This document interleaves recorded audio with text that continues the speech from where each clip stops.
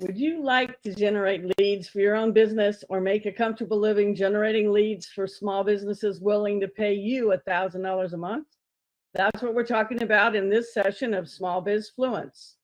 We're going to find out how to make $8,300 a month using social media to generate leads from Dennis Yu, the CEO of Blitz Metrics.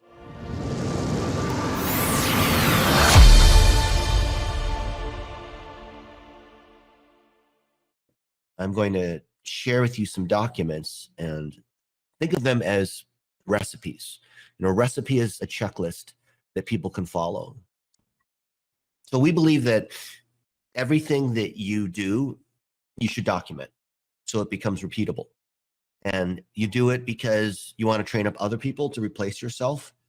You do it because that's what generates leads, sales, because potential customers, they want to see the services that you offer, right?